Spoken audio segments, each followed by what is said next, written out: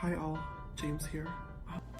So today's video is a video I should have made a lot earlier, and I should have addressed things a lot sooner. I wanted to sit down and make a video addressing everything that's going on right now. Best things I've ever done.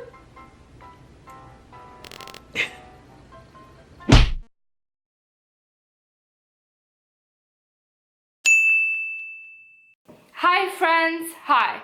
My name is Mia and this is My Virtual Vanity, a place where we both love makeup and we're quite critical of it. Today we're here to be critical. Influencers are lying to you with their apologies. I believe we all now know what the standard for the influencer apology looks like. They will have no makeup on, they will be wearing a hoodie or sweats or a PJ or something comfortable, intimate, not fancy. If they are glasses wearers, they will wear their glasses instead of contacts 100% of the time. Their hair will look disembellished, their eyes will look forlorn, maybe even tear-filled.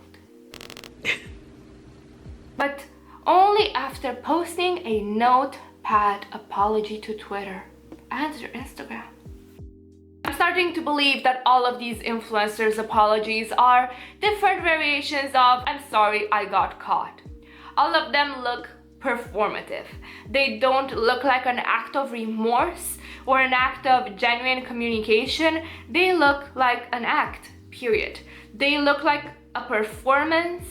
They look like that influencer has been instructed what to do to look the most relatable. My point is, they're all filthy fucking liars. So let's say you are an influencer and you fucked up big time and you can't sweep it out of the rug no matter how much you tried to let it be and ignore it.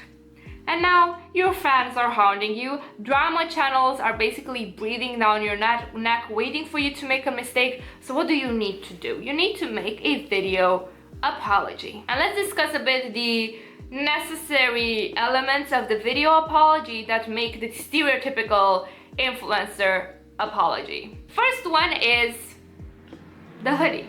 The hoodie is there to make you forget about all of the money that they basically made off your back. It's there to make them relatable, to make them look like your friend you're chatting over a coffee or maybe on a sleepover.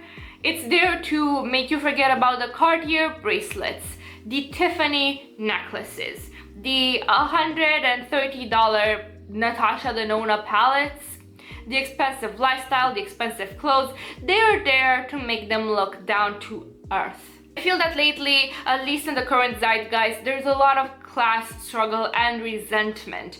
Specifically because, at least in the US, I believe there is a larger and larger gap between the socio-economical classes. So when someone wants to look contrite and apologetic, they're not gonna come out here looking rich.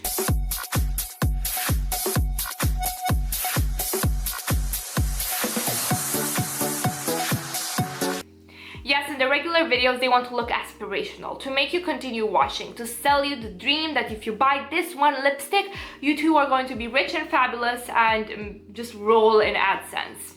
But in an apology, they want to make you feel like they are one of you guys.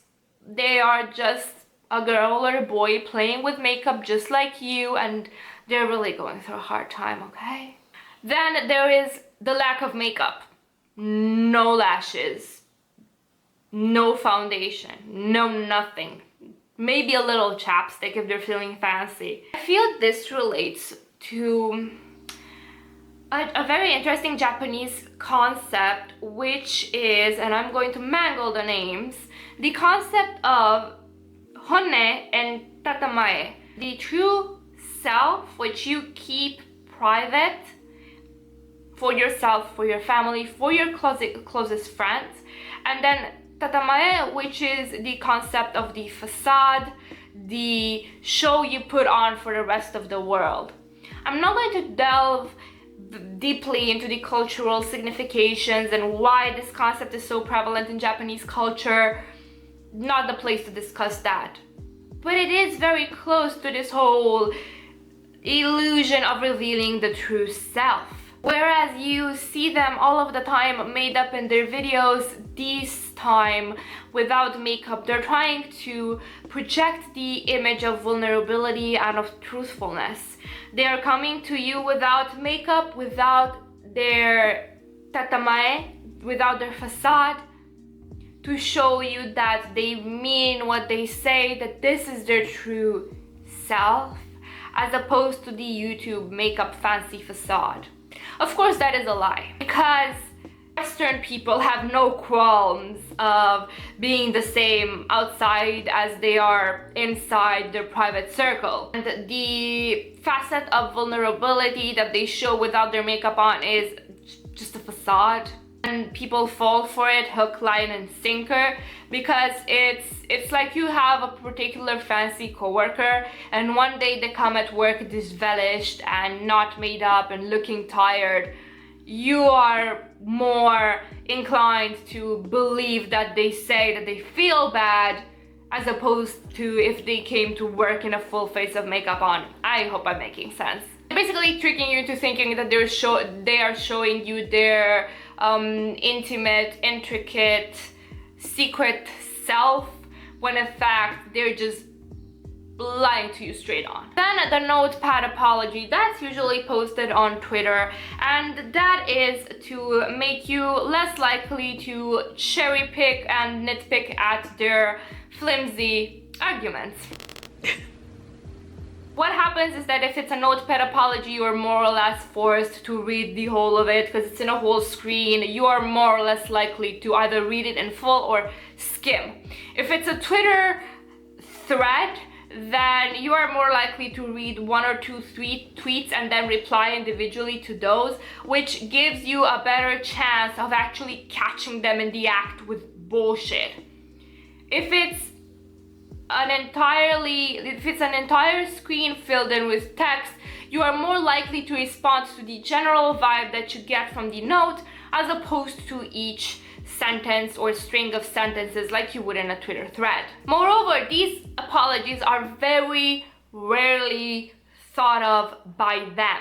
And another thing is the background change. The background change is to make you forget that they're filming in a studio. It's to make you think that maybe they are FaceTiming you or recording it just for you, that they're in their bedroom, they've just finished crying their eyes out while watching A Walk to Remember or whatever. But it's still the same setup. It's still them behind the camera, and the camera protects them in a way. For example, I've seen this, it's much easier for me to talk to a camera without my glasses, because it doesn't have that impact of eye contact, real human eye contact.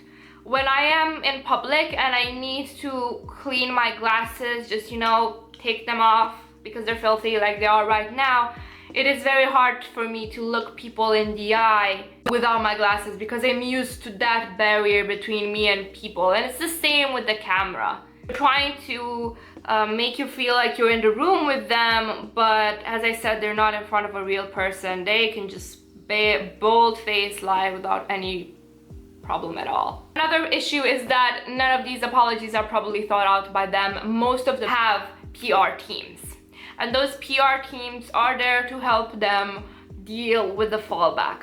Some are better than others. The fact that their background changes, the clothes, the mannerisms, the tone of voice, the makeup-less appearance, that is all instructions from their PR team. The text itself is instructions from their PR team. They tell them what to say, what emotion to show, fake one tear, but try not to look like you're constipated and trying to fake one tear, which it's all an act. They're just reading everything from a script. It's even more scripted than their regular videos, and they're trying to play you for fools. Don't believe them.